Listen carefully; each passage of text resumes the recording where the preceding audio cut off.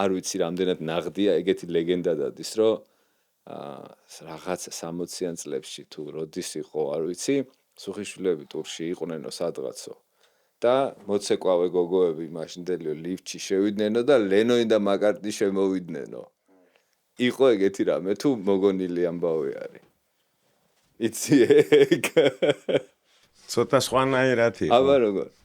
ლენონი და მაკარტნი და რინგო და მაკარტნი შეუვარდნენ ჩვენ გოგოებს ნომერში და security-მ გაათრია. უფრო მაგარი ისტორია. და პროსტა ამათმა არ იცოდნენ ვიღაცა ორი მთვრალი ნაბიჯვარი შემოვარდა და სულ ესენი უტყეს რა, ესეთი ისინი ქონდათ გრიმის ჩანთები აქვთ გოგოებს, სამძიმე. ხო დაინახეს ახლა ჩვენ გოგოები ვის არ მოეწონება.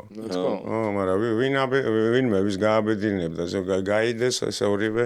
ახლა თუ არ იცი ვინ არის რინგო, ახლა მაინც და მაინც არ არის. არა, კაცო, რაღაცა და მთვრალი გზელთმიანი ვიღაცა ხოჭო შემოვარდა და გააგდო, აბა რა უნდა. და გააგდო რა თქმა უნდა და გააგდო. ორი ხოჭო რა, ბიტლი რა.